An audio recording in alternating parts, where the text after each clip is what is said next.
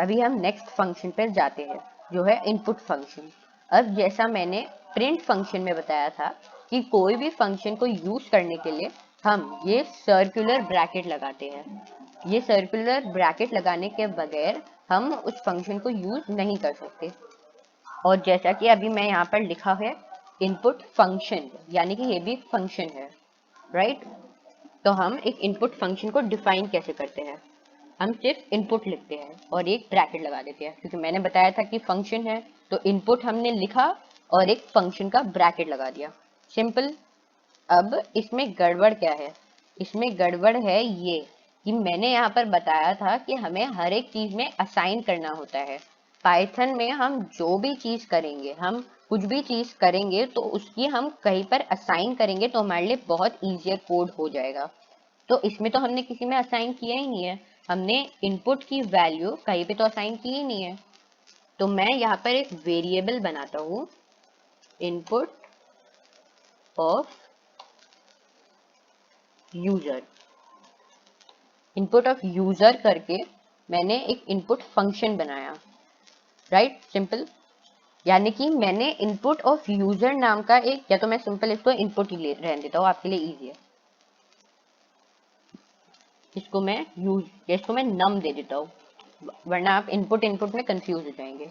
तो यहाँ पर मैंने एक नम नाम का वेरिएबल बनाया जिसके अंदर मैंने इनपुट फंक्शन स्टोर किया है। इनपुट फंक्शन की वैल्यू मैंने नम फंक्शन के नम वेरिएबल के अंदर स्टोर की है। अब इन ब्रैकेट्स के अंदर हम क्या डालेंगे, जैसे कि ये दोनों ब्रैकेट्स के अंदर हमने कुछ भी लिख सकते हैं, कोटेशन मार्क्स डाल के हम कुछ भी लिख सकते हैं। तो इनपुट फंक्शन में भी सेम टू सेम हम कोटेशन मार्क्स डालेंगे, डबल या सिंगल, और यहाँ पर हम लिखेंगे, कुछ भी लिख सकते हैं, प्लीज एंटर योर नेम, और हम यूजर से उसका नेम मांग रहे हैं। यहाँ पर हम ये थोड़ी स्पेस दे देते हैं। और जहाँ पर मैंने अभी बताया था कि जो भी चीज़ आप प्रिंट फंक्शन के अंदर लिखेंगे वो सेम टू सेम प्रिंट होगी, तो यहाँ पर मैंने स्पेस दी है, वो स्पेस भी same to same print out हो जाएगी। अब आप चेक करिए कि अब क्या हो रहा है। ये देखिए, प्लीज एंटर योर नेम, ये यहाँ पर, और यहाँ पर एक टेक्स्ट बॉक्स आ गया है। मैं अभी आपको एक्सप्लेन करता हूँ। यहाँ पर हम टेक्स्ट लिख देते हैं, तो कोड खत्म हो गया क्योंकि हमने इसके आगे कुछ किया ही नहीं था, हमने प्रिंट फंक्शन तो दिया ही नहीं। तो अगर हमें प्रिंट करना हो, यहाँ पर ये आपके लिए थोड़ा कंफ्यूजिंग हो जाएगा, तो मैं आपको ये फर्दर क्लासेस में बता दूंगा। ये देखिए, तो अभी यहाँ पर ऐसा हो रहा है कि इनपुट फंक्शन में, यहाँ पर हम जो इनपुट फंक्शन लिख रहे हैं, इनपुट फंक्शन एक टेक्स्ट बॉक्स बना देता है। वो सिर्फ एक टेक्स्ट बॉक्स बनाता है, जैसे कि यहाँ पर हमने देखा, ये इनपुट फंक्शन की वजह से एक टेक्स्ट बॉक्स बन गया। ये जो टेक्स्ट बॉक्स है, ये इस इनपुट फंक्शन, इनपुट लिखते ही ये कंपाइलर को पता चल गया, गूगल कोलैबोरेटरी को पता चल गया कि अच्छा भाई इसने इनपुट लिखा है, मतलब मुझे टेक्स्ट बॉक्स बनाना है, एक लिखने की जगह बना दी है, और उसके अंदर लोग कुछ भी लिख सकते हैं। तो यहाँ पर हमने लिखा इनपुट, इनपुट की वजह से एक टेक्स्ट बॉक्स आ गया, और ये कोटेशन मार्क्स के अंदर हम जो भी चीज लिखेंगे वो उस टेक्स्ट बॉक्स के पहले आएगी, यानी कि हम जो भी चीज लिखेंगे वो कोलन डाल के उसके टेक्स्ट बॉक्स उसके आगे आएगा, सिंपल। ये तो बस ऐसा है कि जैसे आप कोड रन करोगे तो ये वाली चीज, जो राइट वाली चीज है, वो लेफ्ट में चली जाएगी, और इनपुट जो एक टेक्स्ट बॉक्स बनाता है वो राइट में चला जाएगा, सिर्फ ऐसा वाइस वर्सा हो जाएगा, सिंपल। ये तो इजी है। तो इनपुट फंक्शन से तो इजी कुछ हो ही नहीं सकता। तो इनपुट फंक्शन बहुत यूजफुल है, इसे आप बिल्कुल मत भूलिएगा। अब हम चलते हैं डेटा टाइप कन्वर्जन पे। अब मैं आपसे एक इजी से एकदम सिंपल सा क्वेश्चन पूछूंगा कि हम मैथ्स कैसे कर सकते हैं। ऑब्वियसली आपको ये क्वेश्चन समझ में नहीं आएगा, क्योंकि मैथ्स तो हम नंबर से कर सकते हैं। तो करेक्ट आंसर है, मैथ्स हम एग्जैक्टली नंबर से ही कर सकते हैं, या तो हम नंबर से कर सकते हैं, या डेसिमल से कर सकते हैं, रैशनल नंबर यानी कि फ्रैक्शन से कर सकते हैं। पर अगर मैं बोलूँ आपको कि आप मेरे को नम -3 दो आपको, और मैं आपको डायरेक्ट ये क्वेश्चन दूँ, तो आप बोलोगे कि ये क्या क्वेश्चन है, मुझे नम की वैल्यू तो पता ही नहीं है, मेरे को यही नहीं पता कि नम क्या है। नम कि वैल्यू 8 है, 5 है, 3 है, 10 है, क्या है, 100 है, 1000 है, क्या है। तो ये कंपाइलर को भी नहीं पता ये नम क्या है। नम तो एक स्ट्रिंग वैल्यू है, क्योंकि यहाँ पर ये है, यहाँ पर कोटेशन मार्क्स अगर हम डालें तो ये स्ट्रिंग वैल्यू बन जाएगी। तो इसको तो समझ ही नहीं आया ये कैसे हो रहा है। तो अभी मैं आपको एक एक्टिविटी करके दिखाता हूँ, जिसकी वजह से मैं आपको इसको और अच्छे से एक्सप्लेन कर पाऊंगा। तो पहले तो हम क्या बनाएंगे, हमें नंबर नाम का वेरिएबल बनाएंगे, जिसमें हम इस इनपुट फंक्शन से हम किसी भी यूजर से इनपुट लेते हैं, राइट।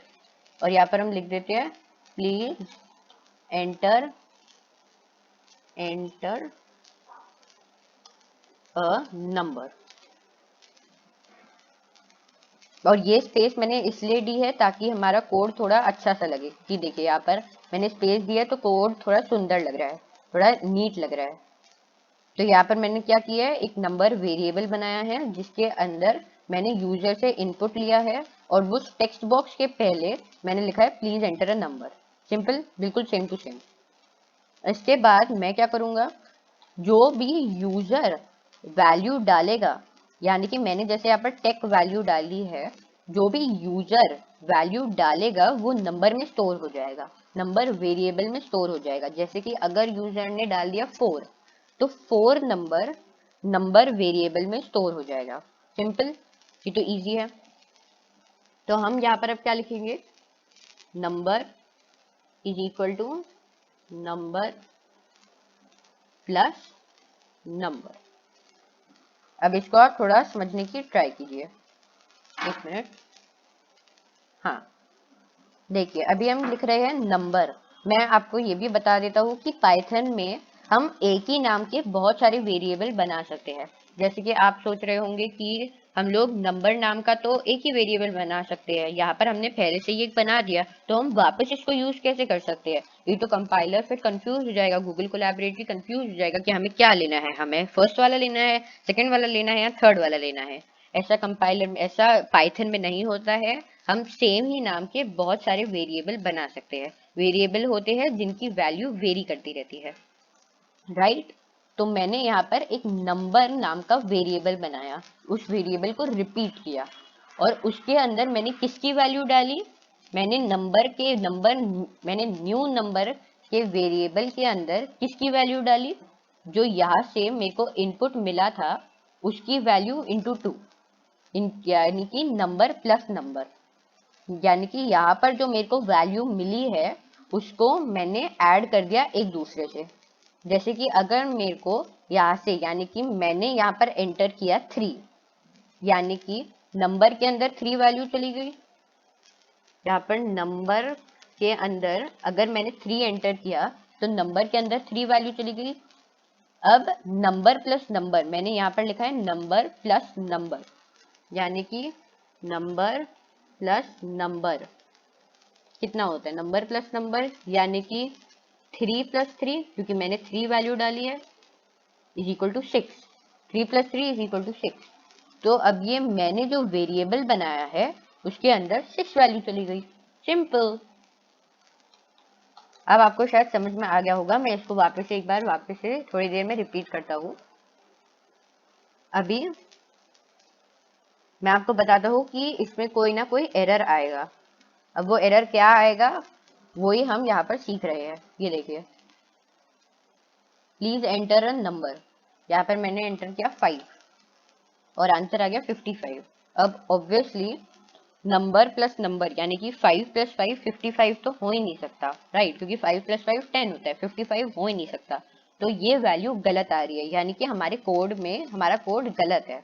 अब इस कोड को हम ठीक कैसे करेंगे, अब मैं आपको बताता हूँ कि ये कोड में गलत क्या है।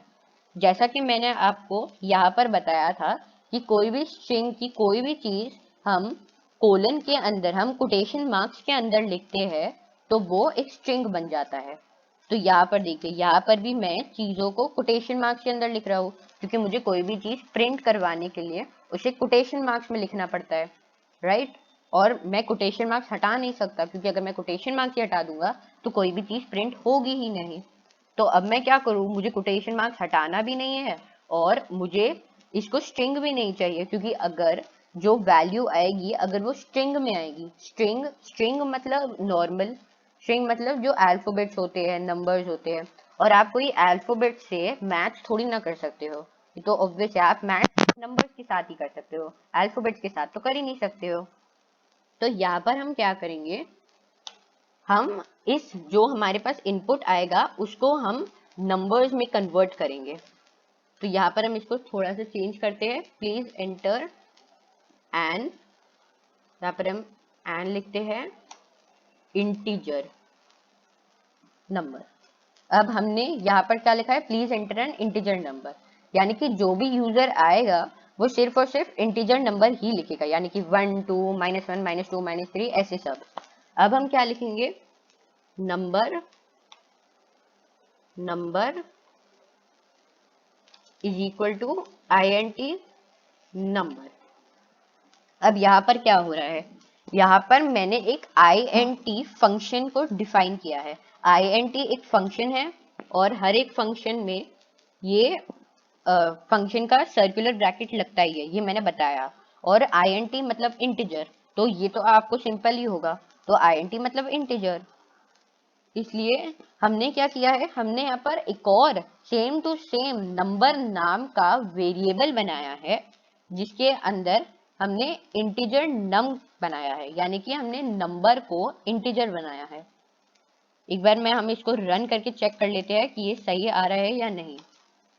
उसके बाद मैं आपको एक्सप्लेन करता हूँ। यहाँ पे आ गया please enter N integer number, तो मैं यहाँ पर एंटर करूंगा 9। 9 + 9 18, यहाँ पर मैंने लिखा था नंबर प्लस नंबर 18, हमें यही चाहिए था। परफेक्ट है हमारा कोड परफेक्ट चल रहा है। अब मैं आपको एक्सप्लेन करता हूँ। पहले तो हमने एक नंबर नाम के वेरिएबल में यूजर से इनपुट लिया, और जो भी इनपुट हमारे पास आएगा वो नंबर वेरिएबल में स्टोर हो जाएगा। सिंपल, जो भी हमारे पास इनपुट आएगा, यानी कि जैसे अभी मैंने 9 डाला है वो नंबर में स्टोर हो गया। Easy simple. अब इसके बाद हमने यहाँ पर मैथ के ऑपरेशंस किए, यानी कि नंबर प्लस नंबर, यानी कि प्लस प्लस एक मैथ का ऑपरेशन है, ये तो सबको पता ही है। तो हमें मैथ करने के लिए कोई भी इंटीजर या फ्लोट वैल्यू ही चाहिएगी, या क्योंकि हम मैथ सिर्फ इंटीजर और फ्लोट से ही कर सकते हैं पाइथन में, किसी और से तो कर नहीं सकते हैं। तो हमने यहाँ पर इंटीजर में उसे कन्वर्ट किया। अगर आपको इसको फ्लोट में कन्वर्ट करना होता, जैसे कि अगर आप यहाँ पर लिखते कि एंटर डेसिमल नंबर, तो अगर आपको इसको फ्लोट में कन्वर्ट करना होता, क्योंकि decimal is equal to float, right, तो आप लिखते फ्लोट और ब्रैकेट, सिंपल, फ्लोट और ब्रैकेट। फिर अगर आपको स्ट्रिंग में कन्वर्ट करना होता तो आप लिखते STR। ये आप एक और चीज याद रखिए कि स्ट्रिंग को लिखने के लिए हम STR लिखते हैं, स्ट्रिंग पूरा नहीं लिखते, सिर्फ STR लिखते हैं। ये तो और भी सिंपल है कि हमें सिर्फ पहले वाला चीजें याद रखनी है, राइट। और बूलियन वैल्यू तो हमें कुछ करना ही नहीं है उससे, क्योंकि हमें ट्रू और फॉल्स तो इसमें पता लगाना ही नहीं है, राइट, सिंपल। तो इसमें हम क्या करेंगे, हमने इसमें क्या किया, हमने नंबर नाम का एक वेरिएबल बनाया, और मैंने यहाँ पर बताया था कि हम एक ही नाम के बहुत सारे वेरिएबल क्रिएट कर सकते हैं, ये पाइथन में अलाउड है।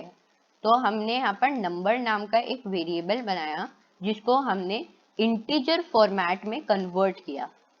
सिंपल, हमने एक नंबर नाम का वेरिएबल बनाया, और उस नंबर को ही, जो हमें यहाँ से इनपुट आया, उसको हमने इंटीजर फॉर्मेट में कन्वर्ट किया। ये तो आपका सिंपल नॉर्मल कन्वर्जन है, राइट। अब इसके आगे हम देखते हैं, हमने एक और नंबर नाम का वेरिएबल बनाया। तो मैंने अभी बताया कि हम एक ही नाम के बहुत सारे वेरिएबल बना सकते हैं, तो हमने एक और नंबर नाम का वेरिएबल बनाया, और उसके अंदर हमने क्या वैल्यू असाइन किया, हमने उसके अंदर क्या वैल्यू डाली, हमने डाली नंबर प्लस नंबर, यानी कि जो नंबर आया है हमारे पास उसको हम ऐड कर देंगे उसी से, यानी कि नंबर इंटू 2 या नंबर प्लस नंबर। और फिर एंड में हमने किया है, एंड में हमने किया सिर्फ प्रिंट नंबर, यानी कि प्रिंट, हमने इस नंबर को प्रिंट कर दिया है। सिंपल, इसमें तो कुछ कंफ्यूजिंग हो ही नहीं सकता, अब तो कुछ कंफ्यूजिंग हो ही नहीं सकता। यहाँ पर हम वापस इसको इंटीजर ही कर देते हैं, ताकि हमारे पास इंटीजर वैल्यू ही आए।